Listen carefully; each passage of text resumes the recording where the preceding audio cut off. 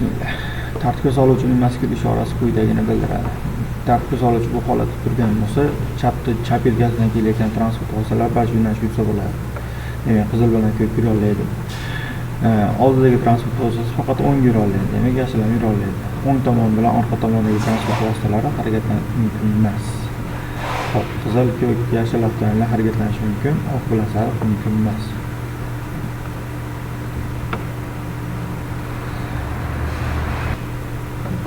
Xo'p, to'xtash narxi sudraga chiziq qayerda chiziladi? To'xtash narxi sudraga chiziq qatnov qismining chetida yoki yo'l chekkasidagi to'siq bo'lishi mumkin, bordyur bo'lishi mumkin, mashina ustidan chiziladi. Xo'p, turar joy daxllarida va yondosh hududlarda soatiga 20 tezlik belgilangan. Belgi ostidagi qo'shimcha axborot belgisi nimani bildiradi? Belgi ostidagi xo'p, tepasidagi belgi ogohlantiruvchi belgi, pastdagi belgi ogohlantiruvchi belgini ko'rsatilgan xavf qanchaligini masofani ko'rsatadi. Ya'ni xavfli hududlar masofasi 100 metr degani. Xo'p, mana uchinchi shunasi keltiriladi. To'siq deb nimaga aytiladi? To'siq deb yo'lni qatnov qismida turgan, harakat holatida turgan har qanday jism to'siq bo'ladi. Mana qaysi belgi yo'lning xavfli bo'lishiga yaqinlashayotganlik haqida ogohlantiradi. Xo'p, xavfli burilishiga deganligi uchun ikkinchidagi belgi belgilanadi.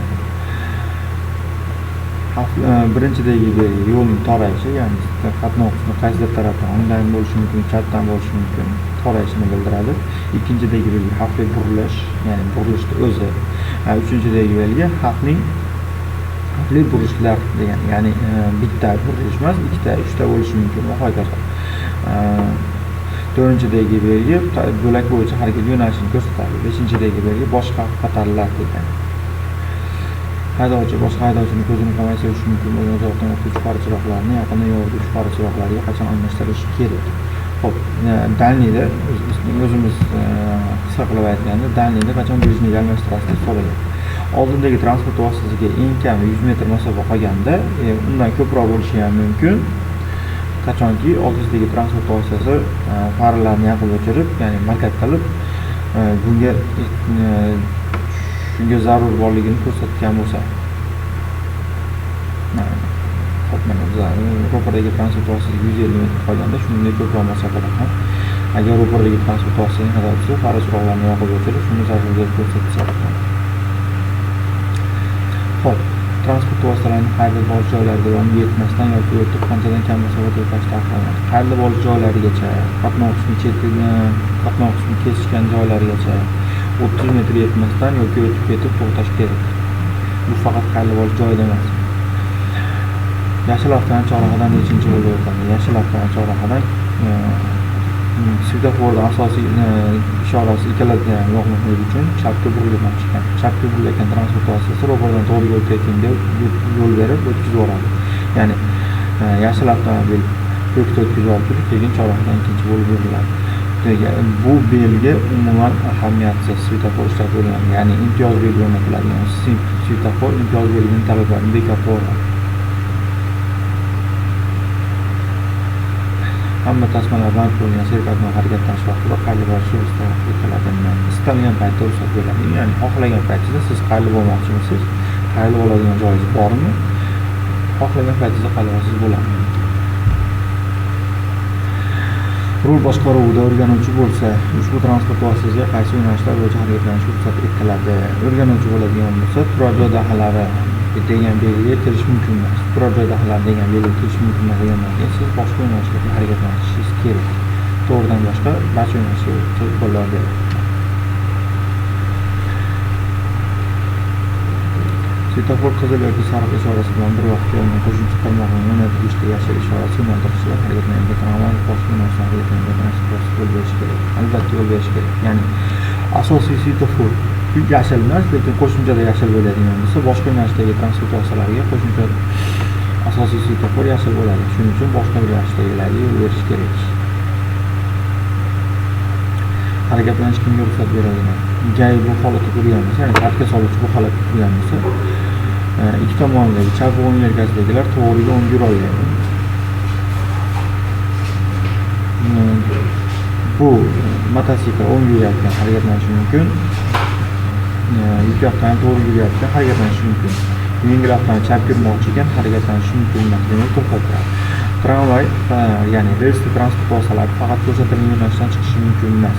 Demak, bundan kelib chiqyapti. Tramvay faqat to'g'ri yuradi xolos. Bu holatda to'g'ri yo'nalish yo'qligi uchun tramvay bilan yengil avtomobil harakatlanishi mumkin emas. Yuk avtomobil, mototsikl harakatlana oladi. Yengil avtomobilning oldingi o'rindig'iga bolalarni tashxis etiladimi? 12 yoshdan katta bo'ladigan bo'lsa ruxsat beriladi. Ushbu yo'l belgisi nima haqida ogohlantiradi? Bu yo'l belgisi Birizli temir kechmasiga yaqinlashib kelyapsiz degani. Yo'q, naqadar. Ikkinchisi, shlagbaum bilan jihozlanmagan Birizli temir kechmasi. Mana shu. Ya'ni shlagbaum bilan jihozlanmagan Birizli temir kechmasi. Agar tagida yana qanaqadir belgisi bo'ladigan bo'lsa, ya'ni tagida shu yerga chizib belgisi bo'ladi. Shu belgi o'rnatilganimiz temir kechmasi shlagbaumsiz 2 yoki undan ko'p bo'lishi mumkin. Hozir bunisi shlagbaum bilan jihozlanmagan Birizli temir kechmasi bo'ladi. Transport vositalari chog'roqni ko'chada tartibga ko'radilar. Xo'p. Hech qanaqa belgi yo'qligi uchun tramvay asosiy yo'lda tramvay birinchi o'tadi.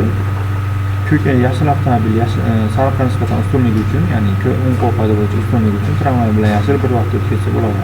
Keyin oxirgi yo'li sariq avtomobil o'tyapti.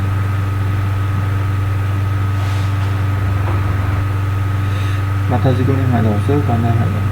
Xo'p. Bu holatda aytdim, to'g'riga o'ngga harakatlanishi mumkin, chapga harakatlanish taqiqlangan dedik. Shuning uchun yana mana shu holatda, ya'ni to'g'riga o'ngga harakatlanayotgan transport vositalari yurishi mumkin. Mototsikl chap yurmoqchi ekan, demak to'xtab turadi. Xo'p, birinchi bilan ikkinchi javobda chorrahaga chiqdi deb keltirilyapti. Chorrahaga tartibga soluvchi ruxsat bermagan ishorasi svetoforda qizil ishorasi bilan bir xil. Ya'ni ruxsat beradigan bo'lsa yashil bo'ladi, ruxsat bermaydigan bo'lsa qizil bo'ladi. Bitta shu holatda. Ya'ni qizil ishorada chorrahaga kirish mumkin emas bo'lganligi uchun tartibga soluvchi ruxsat beruvchi ishorasini ham chorrahaga kirish mumkin emas. Shu sababli to'xtaydi. Tartibga soluvchi ruxsat beruvchi ishorasini kutadi. Undan keyin bo'lib ketsa bo'ladi. Ko'pchilik to'xtamaydi degan yozuvga chalg'ib qoladi. Chorrahaga kirgan bilan sizga ruxsat berilgan paytda chorrahaga kirib turib to'xtashingiz shart emas.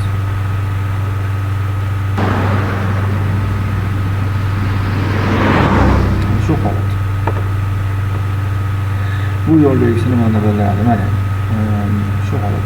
Mana shu holat temir yo'l kechmasi Birizli shlagbaum bilan jihozlanmagan Birizli temir yo'l kechmasi bo'lsa, bunisi shlagbaum bilan jihozlanmagan 2 yoki undan ko'p Birizli temir yo'l kechmasini bildiradi. Haydovchi avtobus harakatlanishida tasma kengligini aniqlashda nimalarni hisobga olish kerak? Avtobus harakatlanayotganda kengligi bo'yicha transport vositasi bu yoqqa sayqalishini hisobga oladi. Bundan tashqari burilayotgan paytda tilkamani ham hisobini olish kerak. Bu chiziq qaysi yo'l belgisi bilan qo'llaniladi? Bu chiziq yo'l bering belgisi bilan qo'llaniladi.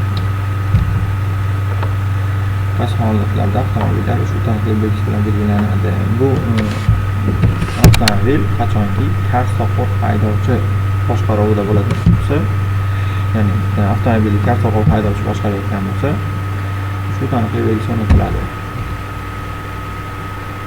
Chorrahaning ikkinchi bo'lib o'tadi. Xo'p. O'ng qo'l qoida bo'yicha aslida qizil, yashil ko'k o'tish kerak, lekin yashil bilan qizil o'ng qo'l qoida, ya'ni o'ng qo'l qoida ishlash uchun qachonki yo'l kesish kerak. Bu holatda yo'l kesishmaydi, ya'ni qizil chapga, yashil o'ng yuradigan bo'lsa, ikkalasining yo'li bu yerda kesishmagan. Shuning uchun o'ng qo'l qoida faqat yo'l kesishgan joylarda ishlaydi xolos. Ya'ni yashil o'ng yuradigan bo'lsa, ko'k avtomobil to'g'ri yuradigan bo'lsa, mana shu yerda o'ng qo'l qoida bo'yicha yo'l kesishadi va yashil ko'kdan ustun. Birinchi yo'l yashil avtomobil o'tib ketsa bo'laveradi. Undan keyin ko'k avtomobil to'g'ri harakatlanayotgani uchun qizildan ustun. Ya'ni chorrahada to'g'ri harakatlanayotgan transport vositalari chapga burilayotgan, ro'pardan kelayotgan chapga burilayotgan transport vositalaridan ustun hisoblanadi. Bu holatda chorrahaning ikkinchi bo'lib, yashil birinchi bo'lsa, yuk avtomobil ikkinchi o'tyapti.